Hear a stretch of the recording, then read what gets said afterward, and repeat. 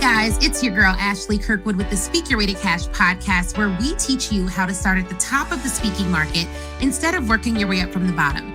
During this show, you will hear solo episodes from me, where I'll show you how I have landed and negotiated 5- and 6-figure speaking contracts and licensing deals.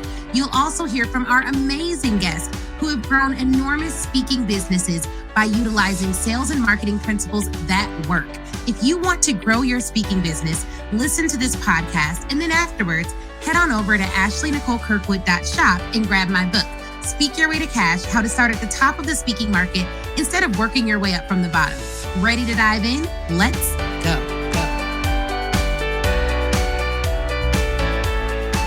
Hey, y'all. What's up to the Speak Your Way to Cash family? It's Ashley Kirkwood back again with another podcast episode. But this time, guys, I am actually going to let you listen in to a live video that I recorded. Now, if you're listening to this live video on the podcast and you're like, I want to join your next live, I want to ask you questions, I want to be able to get feedback about my business, then you have to follow me on Instagram at the Ashley Nicole Show, and make sure you're following the Speak Your Way to Cash Facebook page. All right. Make sure you're following the Speak Your Way to Cash Facebook page, because that's where I go live. I also sometimes go live in the Speak Your Way to Cash Facebook group, but enough about that. Even though you may have missed it live, you're about to hear it again. So listen into this live episode and let me know what you think. You can always send me an email to ashley@speakyourwaytocash.com. Let's listen in. Hello. My name is Ashley Kirkwood. I run the Speak Your Way to Cash podcast. I'm the host of Speak Your Way to Cash Live, which is the hottest conference for speakers and entrepreneurs looking to land 5- and 6-figure corporate speaking contracts, and the only conference that is set, okay, to teach speakers how to get paid using our proprietary paid methodology. So I'm super stoked because that conference is coming up in just a few weeks, and I cannot wait to welcome 87 speakers to the conference, okay? We literally just had one seat open up, and I believe that it went really fast. I just emailed people on the wait list about it. Now, here's the thing. Here, I was just listening to the podcast. Hey, shout out to you. So I have not been going live as much because I am knee deep in conference preparation, but in so doing, all of the prep that we have for the conference, I was talking to Chris about all the lessons that we've learned this year in preparation for Speak Your Way to Cash Live 2021. We've learned so many lessons this year, but I have 9 that I'm going to share with you guys, and I may have a bonus lesson as well that I will share. So please do stay tuned so that you can get these lessons. And then let's do this. If you are watching this live, you're not listening to it on the podcast, you're watching it live right now, drop your biggest lesson of 2021 so far in the chat, because I believe there's going to be more, for sure. I believe there's going to be more. Okay. So I'm going to get started with my number 1. If you're ready for number 1, just drop a number 1 in the chat. If you're listening to this on the podcast, clap one time for me in your car. I can hear it wherever you are. I can't, but I'm just going to say that. But the number 1 lesson that I've learned in 2021, and these are not in like order of most importance. These are just the lessons that we've learned. So number 1 is don't allow people to treat you common, because you yourself will start to believe their lies. This is a biggie, okay? This is a biggie. And I'm going to explain what I mean by this before going to number 2. You got to be careful. You have to be careful. I'm like talking slang. You got to be careful. Do y'all see these? Well, if you're listening to the podcast, you can't see this, but these earrings were given to me by one of my amazing clients, Dr. Ashley, for my book launch. She had someone make earrings in the shape of my book. So I was like, well, I'm going to release them. But see, that's what I mean. I get off track. So the number 1 lesson that we're going to talk about today is don't allow people to treat you common, because you yourself will start to believe their lies. So the biggest lessons that I learned, if I had to sum them up into buckets, I learned big lessons on boundaries. Oh, Kevin said his biggest lesson was trust myself. Yes, that's on here. That is such a good lesson. Oh my gosh, that is such a good lesson. And I'm going to talk about how that showed up for us in our year as well. But you got to be careful how you allow people to treat you. So people are going to do whatever people are going to do.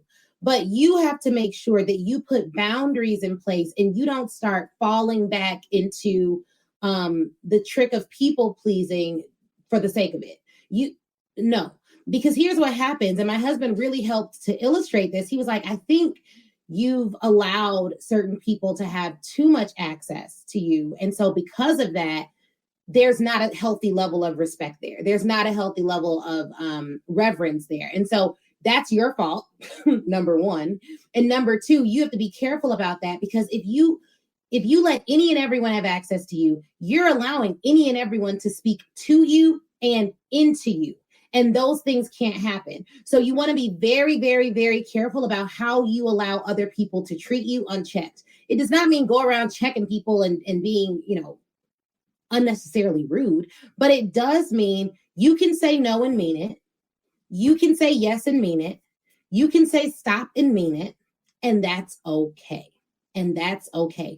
A signature of a good friend is not that they're always agreeing with you. And so if anyone ever makes you feel like because you have boundaries, because you're setting parameters in place, because you need to focus in a particular season of your life, that you're not a good person, then they shouldn't be around you.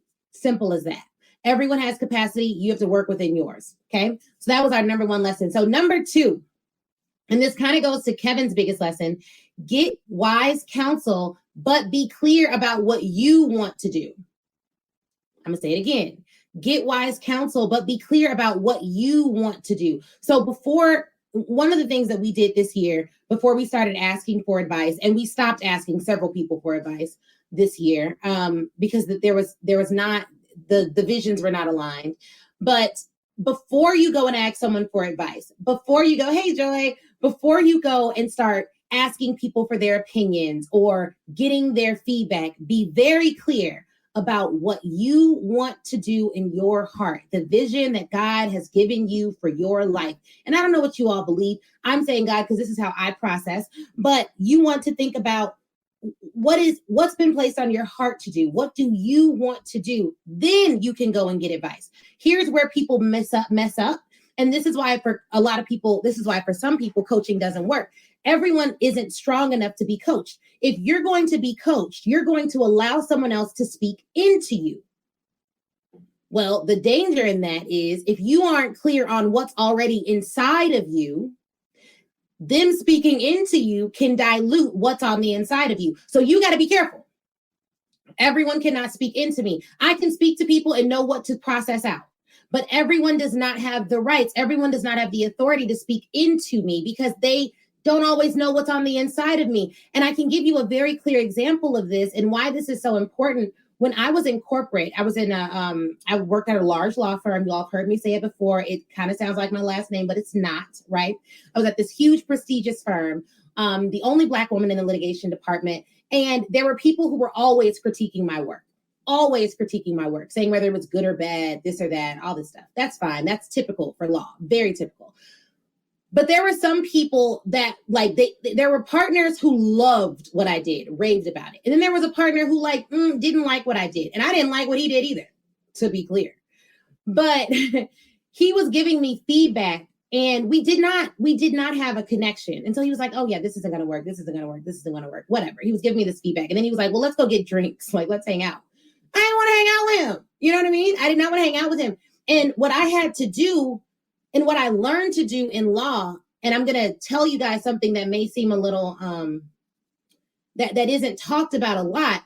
Just because you don't personally like someone and you don't want to spend personal time with them, it doesn't mean their opinion isn't valid. It doesn't mean that their critique isn't valid. It doesn't mean that what they have to say about you or your work won't help you grow if you first know what's on the inside of you.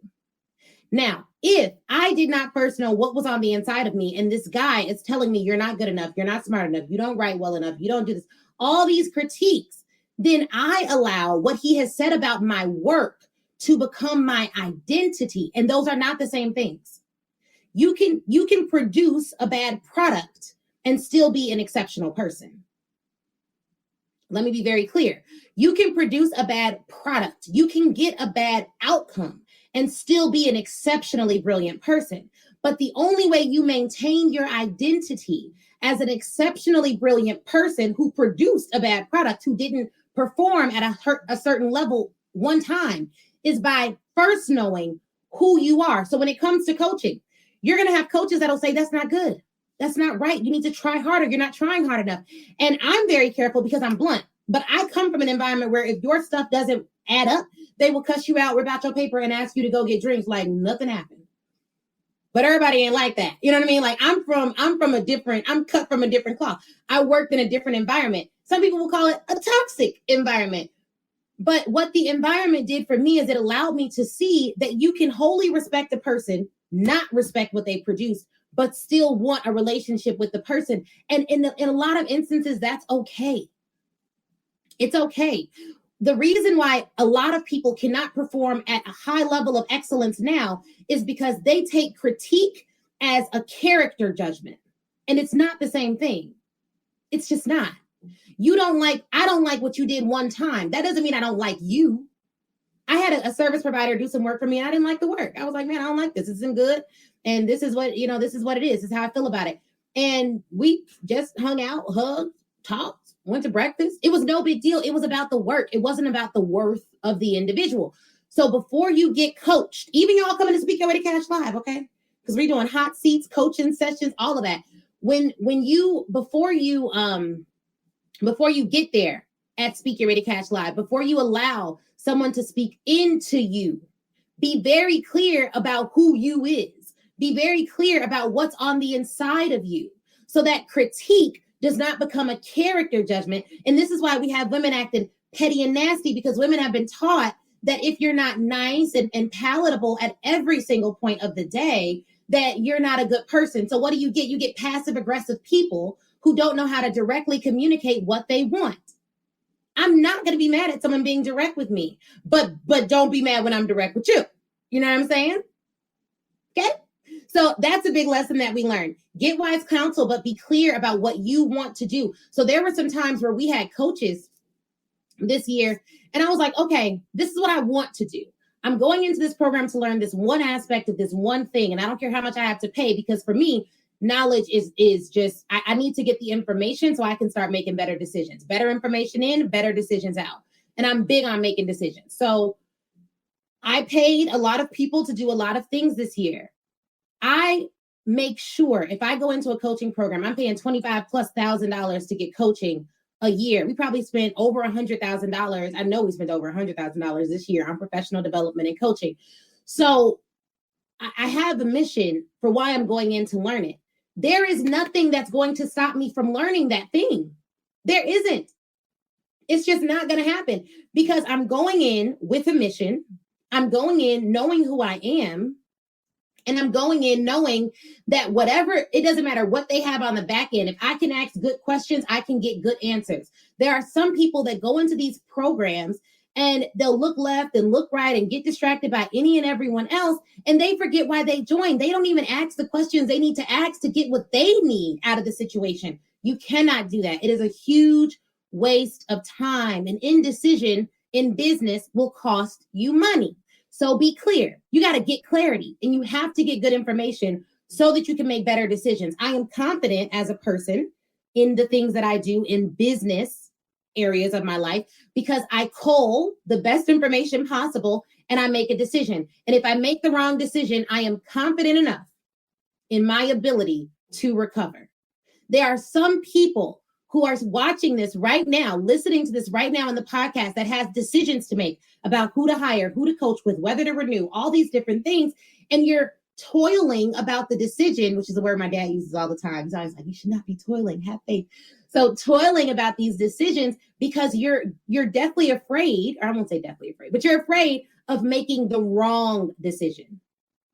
And the only reason why the wrong decision in a business matter, we're not talking about life or death, in a business matter would rock you to your core is if you don't believe in your ability to recover. It's if you don't have faith in your ability to be resilient.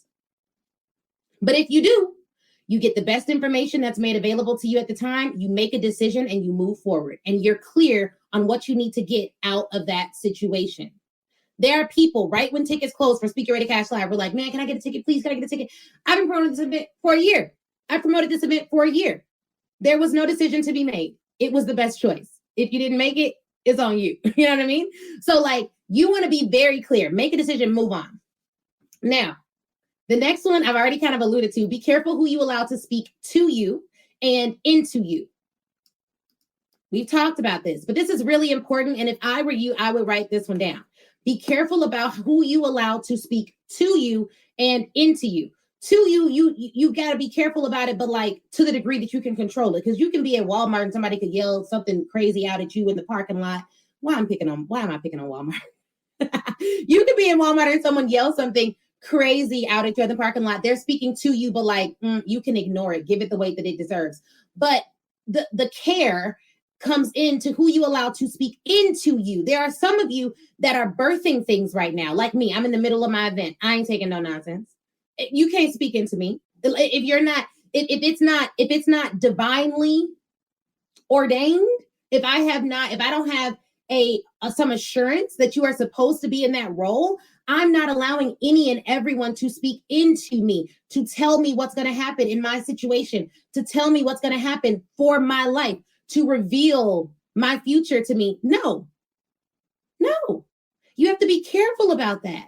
And so how do you control this? One, you check your ability to need to vent. Let me say this again. I ain't talking about y'all. I'm talking about me, because I love a good little vent. Okay. I love a good, I know she didn't. Girl, let me do it. I had to check that. I had to check my ability to need to vent, because here's what happens when you vent. And this is something that is not discussed a lot, but this is what was placed on my heart, because instead of venting about people who've done me wrong, people who are disrespectful, people who are ungrateful, all of those things, you know what the Lord told me to do? No matter how mad I am, I pray for them in that moment. Whew. And let me tell you, it is the only thing that stops making me mad at somebody. I pray for them in that moment. And if I wake up the next day and I'm still mad about something they did or said, I pray for them again. Real talk. My husband will tell you, we were at the tailor. I got a crazy email from somebody. And this person was someone that we had done. I ain't even gonna go into it, but I got an email. It's no one that none of you watching knows. I will say that, and I can say that with certainty. But I got an email from somebody that I work with that no one knows I work with. Got an email. And I was like, I know y'all know them thoughts you be thinking when people, you get a credit, you be like, what the, you know what I mean? I ain't gonna say it, but you know what I'm talking about. So I got one of those. And, and I was mad. We were just about to go into the tailor and get my stuff tailored for the event. And so I was like, oh no, Chris, you go in the tailor. I need to take a walk. I stayed outside. I took a walk. I walked around the parking lot. And I just prayed for him. I was like, this is the best I can do is pray for them. Now, what I did not do, what I wanted to do was to call that friend. Y'all know that friend who will rile you up, who will be like, oh no, she did it. Don't you believe this? Yeah, no, I didn't do that. I just prayed for them. And I did that because here is the thing. Here's the thing. There will be things. If it doesn't matter in 5 years, I am working towards giving it no more than 5 minutes now. People are going to people. I'm a people. You know, there's going to be somebody that gets email from me that's going to be like, oh man, I can't believe she said this. Why would she do this? It's going to happen. I'm going to disappoint people too. And I'm going to be disappointed too. So my best bet, so that I don't lose focus, because here is what, when people don't value their time, they can never value yours. When people don't value their time, they can never value yours. It's so generous. Yeah, but it's like, if it won't matter in 5 years, I don't give it more than 5 minutes now. I don't think about it for 5 years. If it won't matter, is this going to matter in 5 years? Nope. Great. It gets 5 minutes. I can be mad for 5 minutes. I can do whatever I got to do for 5 minutes. Prayerfully, I'll just pray for 5 minutes and move on. I'm not stewing. I'm not giving mental residency to things that do not serve my future, period. Because we have a limited capacity up here. You cannot think about everything. You cannot have an opinion about everyone. You cannot be looking at everyone. And a part of the reason why some of us lack clarity is because we are clouding our own minds with information that does not get us closer to our goal. So really, all you're doing is wasting time. And then when it comes to time for you to produce, to put out amazing products, to put on amazing events, you can't do it because your mind is so clouded with things that don't deserve to take up residency in your mental hotel. Okay? So no, you get 5 minutes with me. So that's the thing. So be careful who you allow to speak to you and into you. Now, here's I'm like foreshadowing these with stories. Ditch negative clients and don't talk yourself into taking on clients you can't serve just for their money or their apparent status.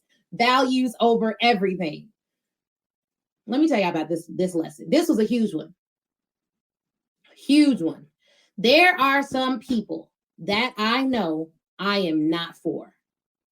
I know it before they know it. And there are some people that I'm not for that Kevin said, pray. Wow, I'm sure I'm working on that. Yes, I had to. I'm like, because I'm like, okay, Lord, I know that this is my next. Like I am walking into a whole new level of influence and power and prosperity. I already know it. So I'm like, I cannot be out here messing up my blessings, fumbling my blessings because I'm out here venting instead of just praying for people and moving on, you know? And if I do talk about it, I'll wait a day. That way I'm not so mad. Because if I'm mad, my friend's going to be mad. They ready to, what? What they do? What they say? Oh, no. Oh, because I don't want to have to, you know what I mean? So no, can't do it. So the next one is ditch negative clients and don't talk yourself into taking on clients who you can't serve, whether it be for their money or their apparent status. I got a call not too long ago, and it was like, oh, you gotta call back right away. You know, it's a celebrity and it's this and it's that. Look, y'all, I'm gonna be honest with you guys about something. I don't care about celebrity. I don't know if y'all know this about me, but I really don't care about celebrity. Now, there's some people who it's like, I really do admire. And I'm trying to think of like Marcus Lemonis, huge fan, watch The Prophet. Oprah, huge fan, love what she has going on. But like social media influencers or people with like a large social following or, you know, celebrities because they're on TV, I don't care about that. I really don't. And it's not gonna move me. So it's not like, oh my gosh, you gotta do this. Oh, wait, hold on. No. You want to know why?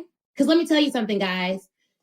I have been around enough A-list celebrities in my life to know that you knowing a celebrity does not put you on. You are better served by having a skill set, a well-defined, well-developed skill set, and by serving the people that you serve well. If in the process of that, I happen to work with the people who have, you know, high status or huge net worth, then praise the Lord. But what I know is that my rise, whatever that may look like to my family and me, will not be stopped by the fact that I don't clamor after celebrity. So for me, that ain't gonna move me. She got to call her directly. And you want to know why? Because we have a process for how we work. And so I try not to start relationships in a way that I can't finish them. The biggest mistake I made in marriage was trying to start my marriage by like cooking 5 times a day, you know, making sure his clothes were ironed. That ain't me. You know what I mean? That lasted for all of like 8 months. Chris was like, babe, you look tired. You gonna keep that up or no? Because I don't require that. And I was like, I ain't gonna do this. I ain't gonna do this. Like, call me a bad wife or whatever, but I'm not gonna do it. So I'm not gonna start a client relationship off asking them how high they want me to jump when I know good and well I ain't a hooper. I'm not doing it. So you got to be very careful. And here's the other thing. And everyone can't relate to this life, but I pay full-time employees, several. And these full-time employees wake up with the full-time job of servicing my clients. Okay?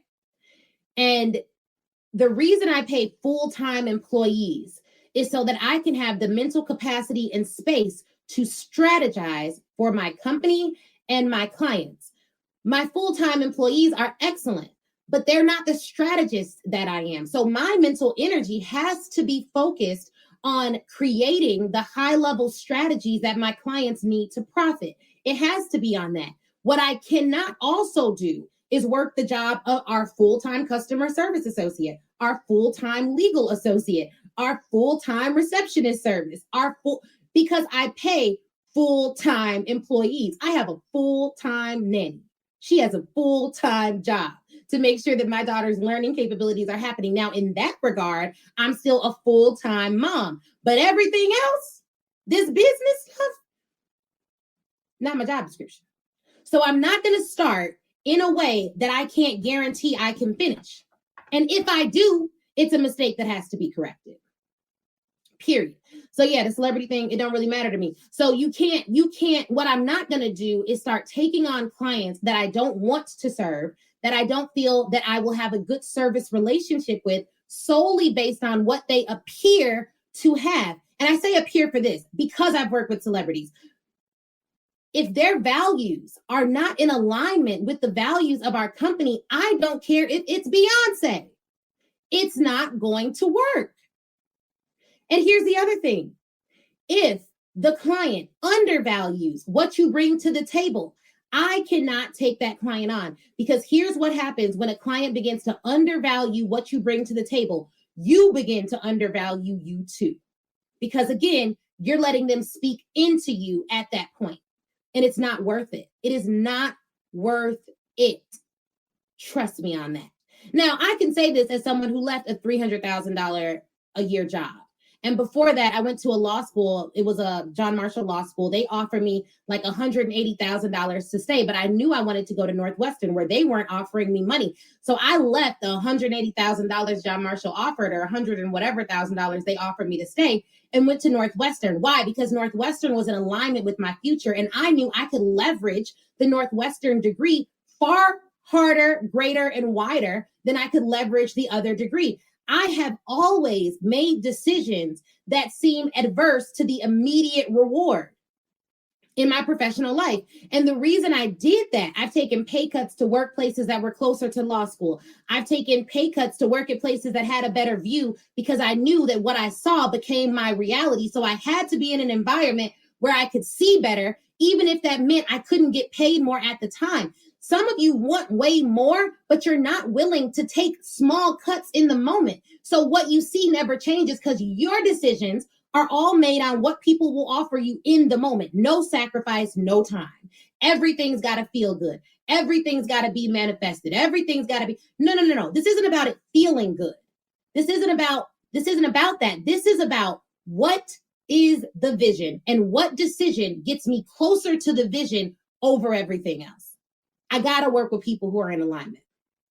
So, if you want me to do something, it's going to have to be better than like, hey, it's a celebrity over there. Or you're not going to go to this party.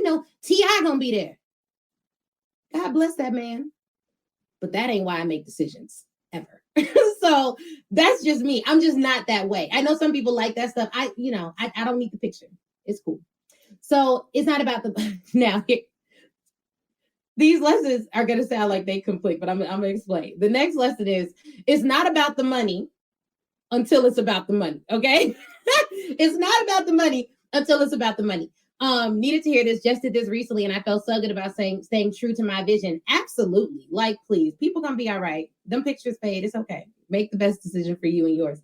It's not about the money until it's about the money. So this was the lesson. You can...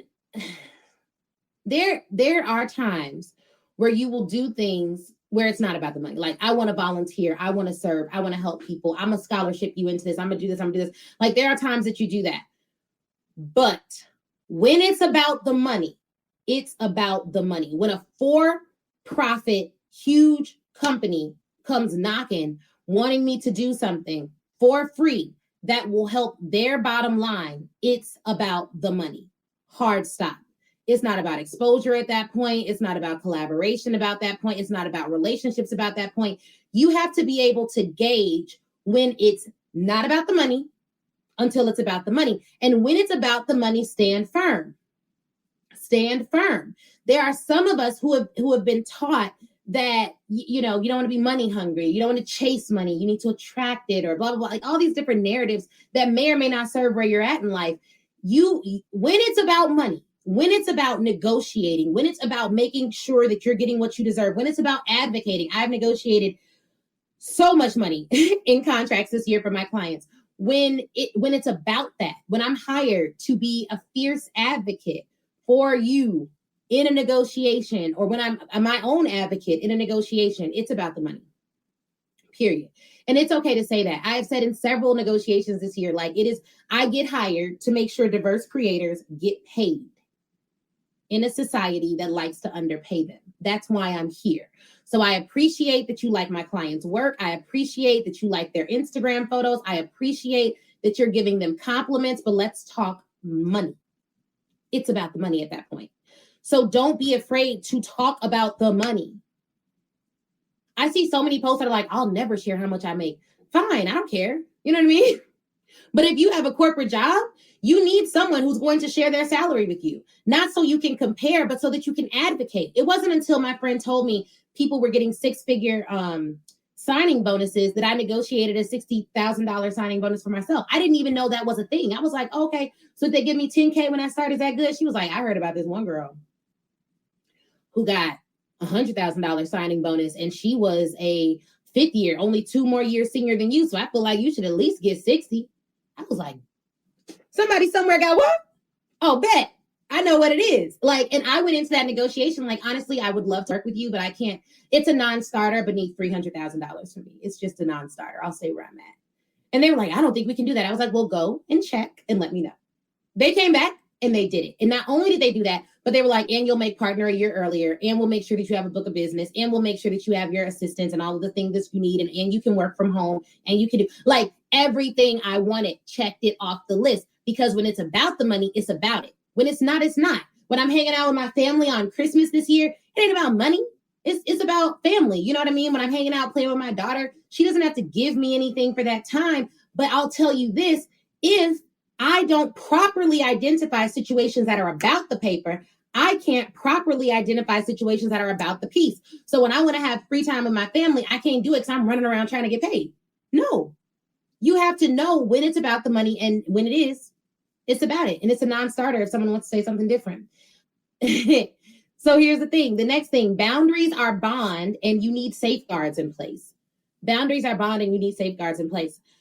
We're in a very interconnected world. It is what it is.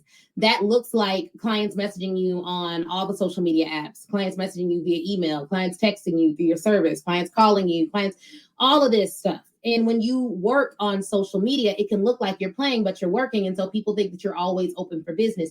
You need boundaries in place.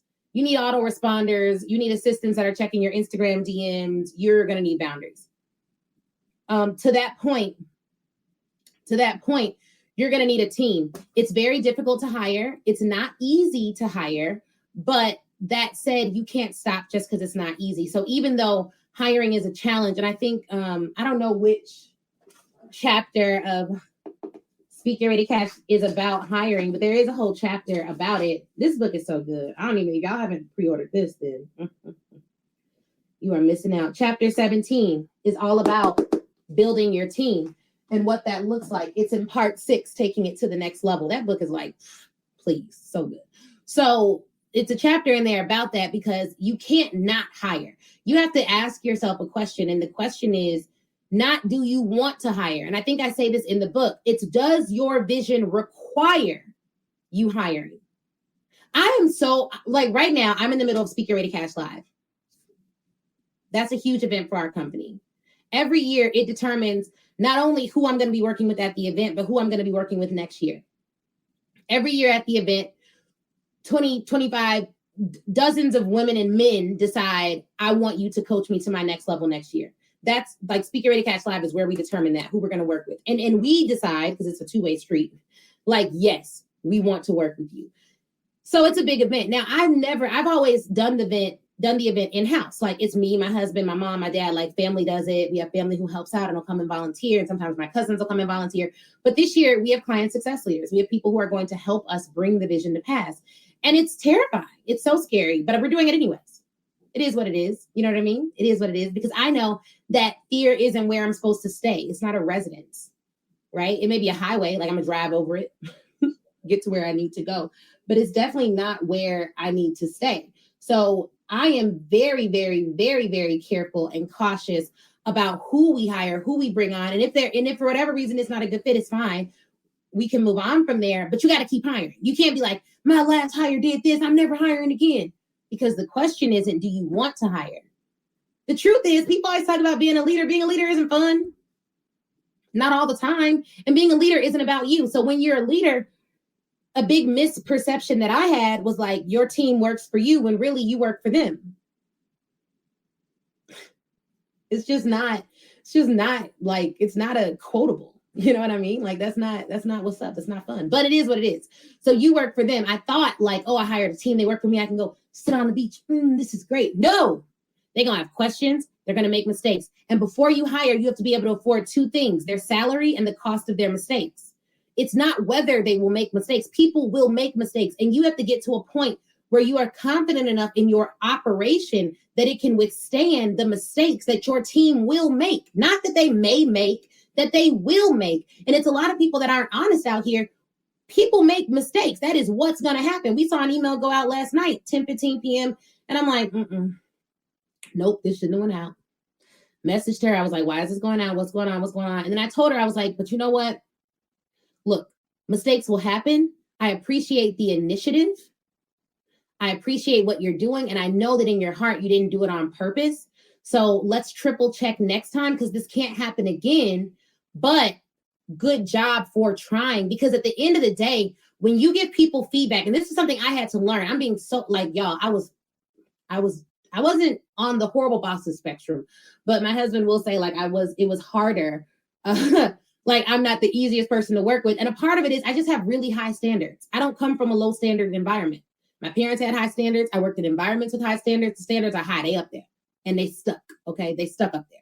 So for me, I need people who have a high commitment to excellence. I also need people who can take criticism, because one thing you're not going to do if you work for or with me is stay the same way you were when you came through those doors. You're going to learn, you're going to grow, and it's not optional here at our companies. It's just not. It's not optional. So you have to be able to afford two things when you hire: the salary and the mistakes. It's not about, can I afford to pay them? It's, can you afford to lose the business that their mistakes can cost you? That's a different conversation, one that a lot of people aren't ready to have. You will lose business when you bring on team members that are learning.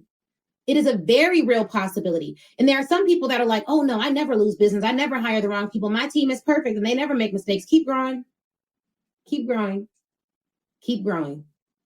Every billion-dollar company has retention. Every large organization struggles with hiring in one way or the other. Every big company has to figure out and hire consultants to figure out what the culture is. Every leader has stayed up at least one night thinking about how they can make their team's lives better, trying to figure out, do they understand their team members' personal vision, and how will they massage that vision so that they get what they want out of this company the same way you get what you want out of it. If you've never thought about these things, you've never dealt with these things, you still think hiring and leadership is about a cute Instagram photo and a post with a whole lot of people on the background, then keep growing. Keep growing. You'll get there. You'll get there. It'll come. Don't worry about it. So you got to be careful about that. Now here's the other thing, the other lesson: serve your current clients well and check on them. Life gets personal. It's not all business. We've had clients this year who have gone through a whole lot of stuff, from starting to homeschool in the pandemic, to dealing with personal health issues, to, losing a family member, to, we had someone come into our event, lost somebody in their family. And, we're sending them out something now for that. It's just life gets personal. And it's not just about, it's not just about your business or your coaching program, or why aren't they doing this and why aren't they logging in and why isn't this happening? Life gets personal. And what every individual leader has to do, including the ones that I work with, is figure out what their values are and prioritize. And so if what they originally committed to or invested in is no longer a high priority, it's not my job to shift their priorities, because people always act in alignment with their priorities. Always, whether they say they do or not. I don't look at what people say to figure out what they believe. I look at what they do. When I was dating, and I think I'm gonna share this story on Instagram a few weeks later, or a few days later, maybe tomorrow. I don't know when it's scheduled to go out. But when I was dating my husband, he would write me these like love poems, and he would like sneak them in my pocket. And when we first got married and Chris was going through a harder time, it was like a transition for him, I would like slip little notes in his wallet with like scriptures on them or encouraging messages. And I would do it every day for a while until it looked like he was coming out of it, so that he knew that someone cared. Because business, life and business aren't two separate entities. For a lot of us who are entrepreneurs, if your life is a wreck, it's very, very likely that your business will suffer. Very likely. Now, if you have an amazing team, they could cover you. But that comes from hiring people who have values and who understand the vision and who are okay with working in alignment with that vision. They'll make sure you're okay. But that doesn't always happen. And so life gets personal. You're over here thinking about your bottom line and why people aren't buying and all this other stuff. We're still in a pandemic. Stuff is still going on. People still got other stuff going on. And so you have to toe the line between holding people accountable and having some level of empathy for the fact that people are running businesses on top of lives that look any number of ways. And sometimes it has zero to do with you and everything to do with them, which is also why you need to pray for your enemies, because I also know that when people start acting out and cutting up and trying to control you, it's typically because they're out of control of their own lives. Because when you come over here trying to control something that you ain't got no control over, I know you need to go right back over to your own life and try to control what you do got control over, because this over here, you don't got control over. So it normally don't got nothing to do with you, which is why somebody make you mad. Try this, saints. And people listening on the podcast, try this. Somebody make you mad, don't vent about it. Just pray for them, give it 5 minutes, and move on. It is here. The Speak Your Way to Cash book is now available for you to purchase. Go to Amazon to get your audio, Kindle, or hardcover copy of the book. And we have a paperback copy, okay? So you can get it on Audible and listen to it. And I read it myself. So if you love the podcast, you will love the audiobook. Go get it now. Speak Your Way to Cash, how to start at the top of the speaking market instead of working your way up from the bottom. A bit about the book. It's broken down into 6 parts, and it is over 260 pages of goodness, okay? Part 1 covers mindset. Part 2 covers getting yourself in the press. Part 3 covers assembling your 6-figure offer. Part 4 covers inviting people to work with you, sales. Part 5 covers delivering an outstanding speech. And Part 6 covers legalities that every speaker needs and how to build a team. I mean, literally, what did we leave out? Nothing. So go to Amazon and grab your copy today. And let me know you did it too. Okay? Just leave it at that. But serve your clients well, because and check on them, because life gets personal. You don't know what's going on. It's definitely not all business. All right. Another thing, find a way to track client wins. They could be winning and you cannot even know it. I have for sure had this happen. So recently I had I was doing intention calls for the event. Most of the calls were done by our client success leaders. Kevin held it down, Brittany and Chris. And I was doing some, like filling in wherever I needed to fill in, just to make sure. We have like 85 people coming. We talked to 70 plus people in intention calls, just giving them 15, 20-minute calls, making sure they get the most they can out of this event. Like something we were brand new this year. We've never done it before, but it was super dope, really good to actually hear people's voice. And I happened to have a call with a member of the academy, and I hadn't seen her on some Q&A calls for a bit. So I was like, girl, how's it going? What's going on? What you want to come here to learn? Are you coming back? Welcome back to the fam. I feel like Speak Your Way to Cash is the family reunion for speakers and entrepreneurs and experts. It's like where you come to be like, oh yeah, girl, you doing that, girl, I'll do this. Everybody's dope. Everybody who's coming is dope. Like everyone has amazing experience. We got lawyers, doctors, people who want to be judges. We have sustainability experts and therapists and lawyers. I mean, it's just like experts, people who've been in their careers for 20 plus years, people who run successful businesses, people who are pivoting, people who are already successful speakers, people who already landed 5-figure contracts. They're just coming to get 6. Like, it's such a dope room to be in. Like, if you're there, assume you're dope. Like, you look to your left, you look to your right, you dope. So yes, for sure, share your wins. And I was talking to her and I was like, yeah, what's going on? She was like, girl, I've been so busy. I've been so booked. I'm so blessed. I went from landing $2,000 contracts before joining the academy to landing, what did she say? I think it was like $10,000 to $40,000 contracts. And I was just at 2 last year. This academy has changed the whole game for me, changed my whole life. And I just signed my first licensing deal. What? Okay.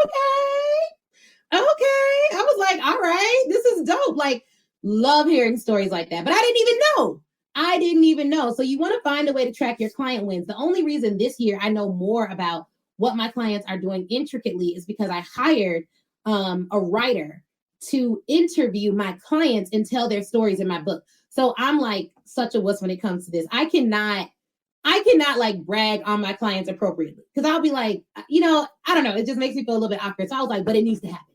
It needs to happen. So I hired a writer and she interviewed my clients and she heard amazing stories and testimonials that we were able to put into the book in story form, so that you all can learn something from their journey about what they were doing before that was so dope, what they were doing after, how we were able to help them, how they landed their first large contract, all this stuff.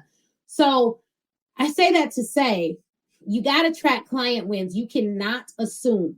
And what we did is we sent out an email and we were like, hey, vote on the book cover. Do you want to be interviewed for the book? Do you want your story in it? And we let them self-select. And that was a beautiful thing because several people self-selected. People who attended the event got their first paid engagement. People who joined at the academy and made more money than they've ever made in their speaking business in their life. Okay. Hundreds of thousands of more dollars were made by Black professionals due to Speaker Ready Cash Academy this year. Okay. So I was so glad that happened. So you need to find a way to track your client wins. And if you know you're someone who's like me, a little bit modest about that type of stuff, you need to hire somebody to interview your clients and get those wins, get those stories, have them write a case study. Do whatever you need to do. And there's a lesson in that too, guys. There's weaknesses that we all have. I can talk about what I do. I'm a little shy about talking about like, she made 200 grand because of me. Like, I don't, other coaches are better at that. They're like, look at this. This is me. I did this to them, blah, blah, blah. I don't. And I think it's because of my fundamental belief that I give great information that people can act upon. I will impart amazing ideas into my clients, but they will go and get their own bags. I do not get bags for them. They go and get bags by, using the information that we provide. But good information for sure helps. Good consulting and coaching for sure helps. Not having a low-minded coach for sure helps. Not having someone who is like intimidated by your success for sure helps. When you say you want to make a couple mil, they're like, cool, bet. You're not going to throw out a number and I'm like, I don't know if you're going to be able to do that. You know what I mean? Like, we need to talk about steps and processes to get you there, but it's not my goal to thwart or to stop your drive and your mission. Go as far as you need to go. Go further than me. Go as high as the sky can take you and then push up on the sky. You know what I'm saying? That's the type of person that I am. So you need to track that. So the other lesson in this, I love how these lessons are like, do this, but then be careful about this. Because the 9th lesson is serve and then detach from the outcome.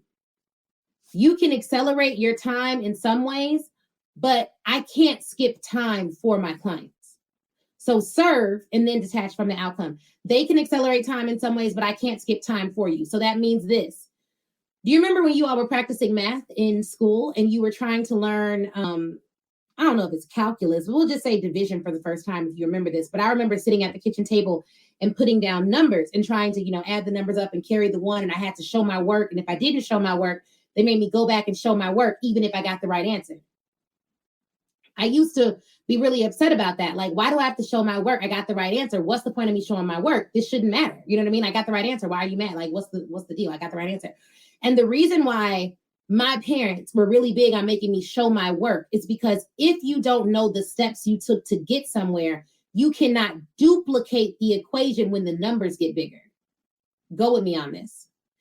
Most people want to skip showing their work. They want to go straight to manifestation without doing anything. They want to go straight to like God doing miracles and granting them all these things that they haven't worked a minute for. And then they wonder why they can't go back and duplicate it. There are a lot of people who crave to be one-hit wonders because it's faster, but then they can't duplicate it. They don't understand why they don't know how to make hit after hit after hit. Well, I know, because you can't show your work. You lucked up. You went viral. You did some things, but you can't show your work. So yeah, hiring a coach will help you to get a formula, but you are going to have to put the time in to get it wrong, to show your work, to keep trying, to keep going after it. And every time you get the right answer one time because somebody gave you the cheat code, that's cool and all, but you need to show your work. How did you get the cheat code? How did they get the cheat code? Do you know what they were thinking when they created the formula? Because if you don't, you will have one hit wonder after one hit wonder. It will be sporadic and it will not be duplicated because you can't show your work. So as much as I want everyone to skip the line and start at the top of the speaking market versus working your way up from the bottom, that does not mean that you can skip time. It does mean that you can play at a higher level for a sustained period of time, but you're still going to have to show your work. And it's possible that you follow a formula and you put one part of that formula in that doesn't click and it won't work. And I'm going to tell you all the part of the formula that people want to skip, and the part of that formula is belief. I can tell you all day that's a great signature speech, but if you don't believe that's the message you're supposed to give the world, then you will not approach your business with the relentlessness that it takes, with the resilience that it takes to make it come to pass. And I'm going to tell you something else. I'm going to give you the formula that we have set forth, and that works for us. But what my most successful clients do is they look at that formula and they think about it. And they say, okay, Ashley, I like this paid method thing you got going on, but I'm going to take out this part because I don't really like doing it like that. And instead, I'm going to substitute the formula with something that's a little bit more in alignment with who I am as a person. And so I'm going to put that there, and then I'm going to try it out for 6 months, and then I'm going to tweak it, and then I'm going to come up with my own formula that is based on what you told us to do. But I tweaked it to fit what I have going on. I tweaked it to fit my vision. And because I tweaked it, I have skin in the game. So I'm committed to making it work, because at the end of the day, it's mine. The reason why some people fail at coaching is because they want to take the coach's formula, copy and paste, and then tell the coach, I did what you said do, and it didn't work for me. Maybe it ain't supposed to work for you. Because what I work with are experts. I work with people who think critically. Sometimes we start to hire people and we negate the brilliance of our own thoughts, and we think we're supposed to have carbon copy success. It should look just like theirs looks. We should do posts like them. We should use their brand colors. We should do this. We should do that just like them. That will never work. Copy and paste never works. What you need to do is get a good formula, and then you need to do something that we negate, that we like to rush past. You need to think. You need to daydream about it. You need to consider whether every element of it is in alignment with the vision that you had before you ever met me. And then you need to massage it to fit your business. And then you need to evaluate whether you feel like this is the right move for you. And you know what else you need to do? You need to try to disagree. Not in a disrespectful way, but it's okay if you disagree. It's okay if you're like, well, what about this way? Would this work? And then I could say, hey, I've never done it that way, but you should try it. You should test it out. You should see if it works for you. I can tell you what works for me. Now, there are some things that I know from experience, like that don't make no sense. You know what I mean? And I'm going to tell you that. But even that, don't be afraid to just think like, she says it doesn't work, but I'm going to try it. And try it consistently for some time. And if it still don't work, then come back to doing what's tried and true. You know what I mean? But you can't skip the showing your work. You just can't. And I know you got the manifestation coaches and you done bought all these journals. You're sitting at home and you're vigorously writing the vision and making it plain. Then you put the vision down and you ain't did a lick of work. You wrote that vision in January 2021. You ain't done nothing towards that vision because you believe that you're supposed to manifest everything. And let me explain to you all something that God placed on my heart. And I know it was God. I rarely say I know, but I know this one was God.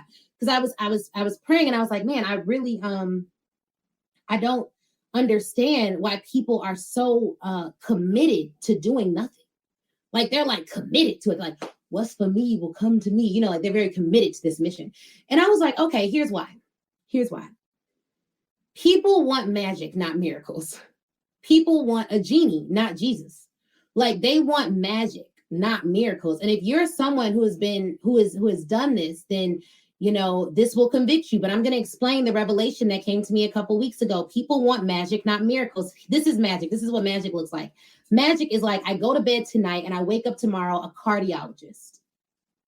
Literally, I wake up a cardiologist. I never went to medical school. Somehow I got a white coat with my name on it. Somehow when I look my name up in the system, whatever system they got, it says, yes, Ashley, MD, went to Northwestern Medical School, graduated with honors, did her residency at U Chicago, and now she is a neurosurgeon at University of Chicago Hospital. She has full rights to the ER and has her own thriving practice. Now, if all that happened tomorrow, that's magic.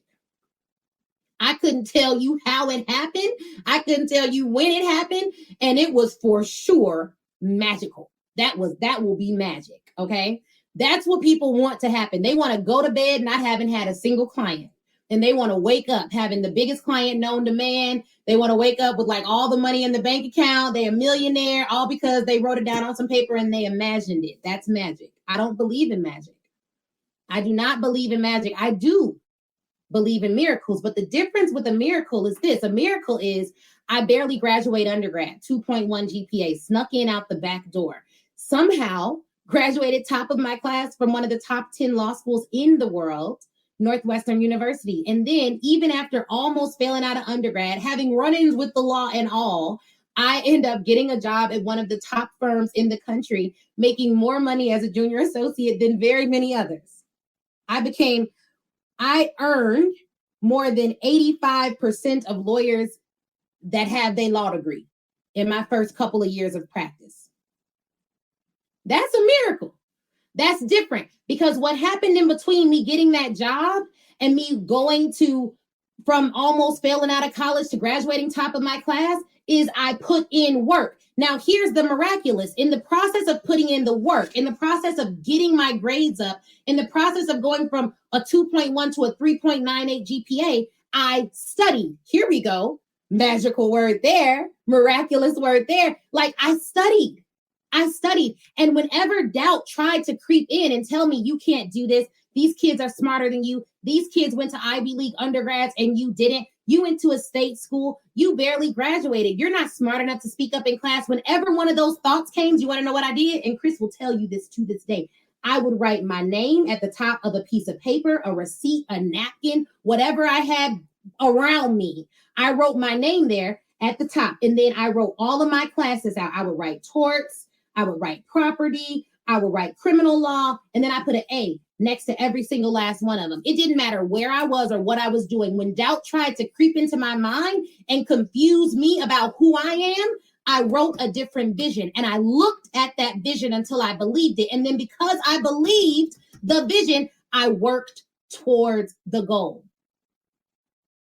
Still a miracle because for me to even have gotten into Northwestern, I had to apply and I had to do an interview. And during the interview, I could tell the woman was not going to let me in. She was like, your undergraduate grades don't look good. It looks like, you was a part of some riffraff in college. What is all this about? And it had to be nothing but the Holy Spirit because I was about to leave and I looked this woman in her face. Her name was Emily. And I was like, Emily, let me tell you something that the papers won't. I don't know why I'm saying this to you, but I'm hoping you can hear my heart on this. Everything in my undergraduate profile, I'm going to have to ask you to disregard. And I know that's going to be hard for you, but I'm going to ask you to disregard it because I am not who I was then. I am a totally different person. My resolve is different. And here's what I can promise you. If you allow me admission into Northwestern, I will be one of your most successful alumni ever. I will do what I can to give back to the community.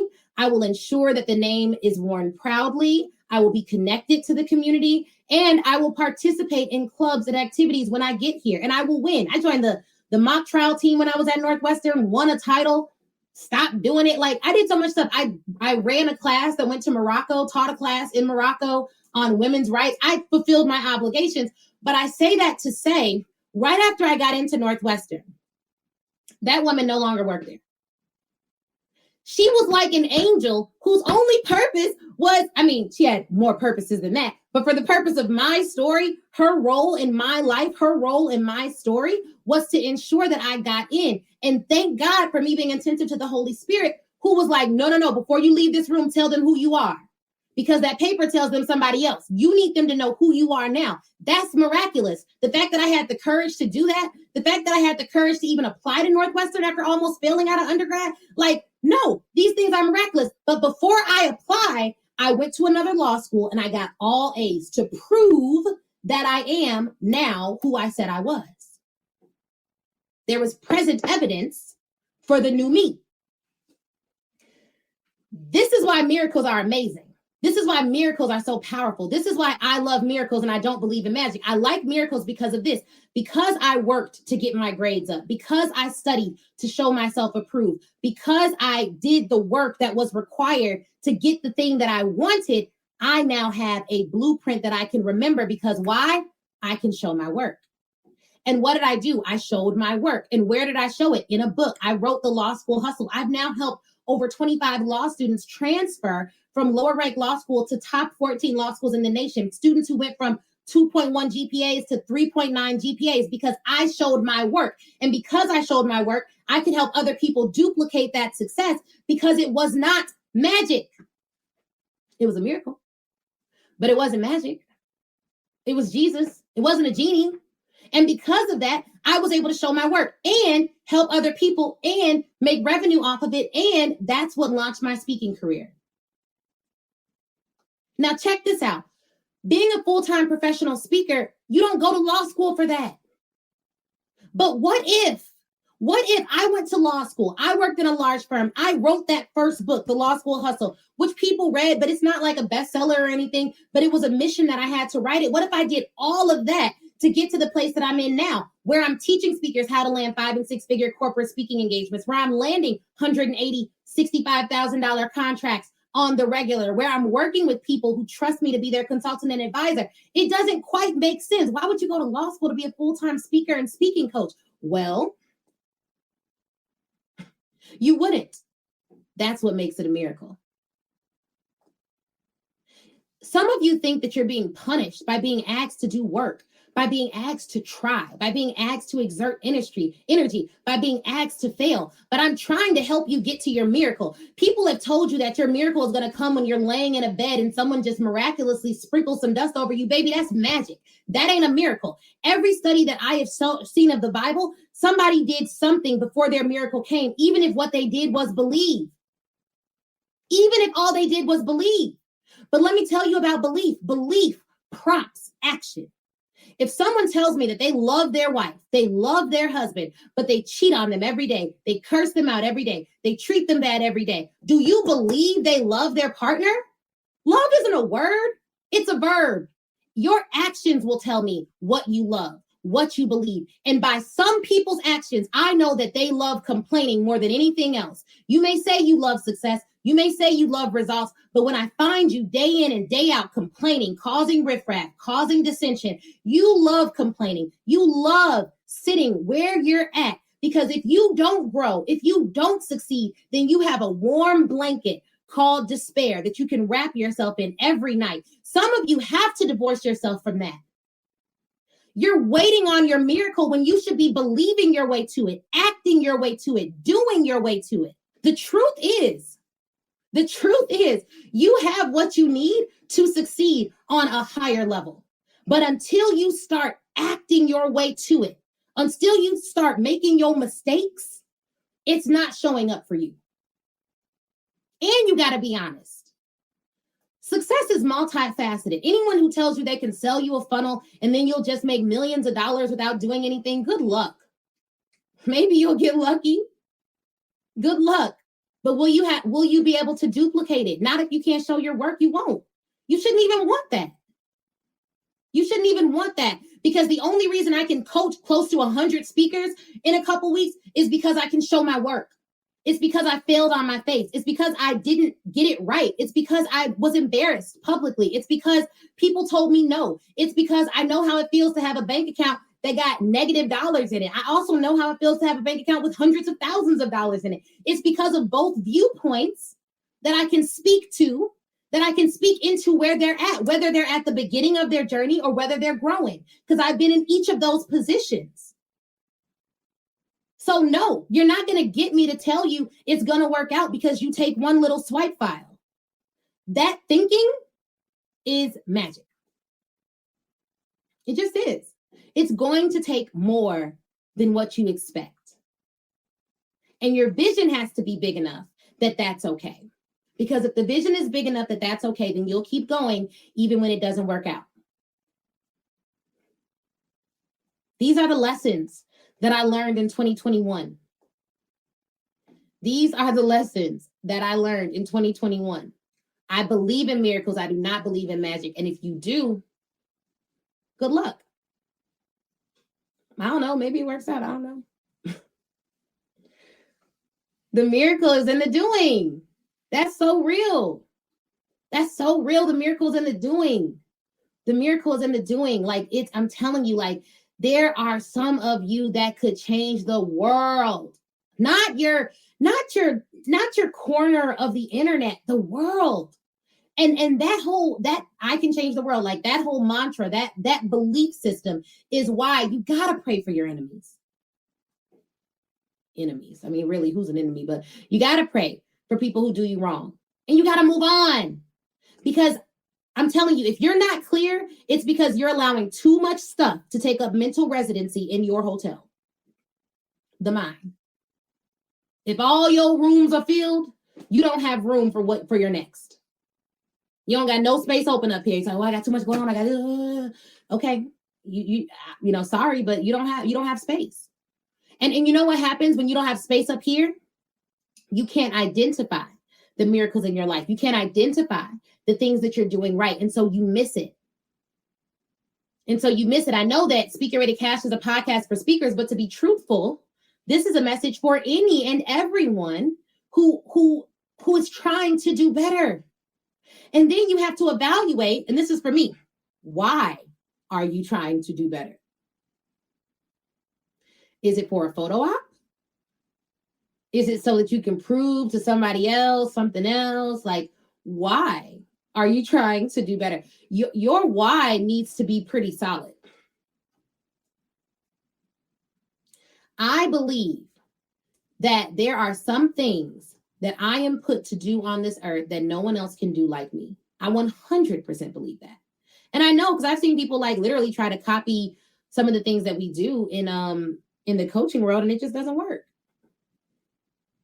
It doesn't work. It's not supposed to work for them in that way. You know what I mean? Like there is something that each of you is put on this earth to do that no one can do better than you. It doesn't mean they won't have success doing it. Let me be clear. Because gaps will be filled. So if you decide not to do anything, if you decide to, sit on your hands and do all that, then okay, good. Well, maybe it works out for you. Maybe it doesn't. Here's what I know I'm going to do. I'm going to serve well and detach from the outcomes. I am. When you serve people, you can't serve when they be like, oh, they got to hurry up and get results. That ain't on me. Because I don't know what their thought process is like. I don't know what they really believe about themselves. Success has a lot more to do with what you think about yourself than anything else. Because the truth of the matter is, if I have a coat and it is freezing cold outside, I have two coats, one for me and an extra one, and I see you freezing in the cold, and I know this coat will help you, I can't even help myself but to give it to you. Why? Because that's only right. That's what you're going to do. Now, if you believe your services are like a warm coat to someone who is in the cold freezing, you can't help but to give it to them. Why?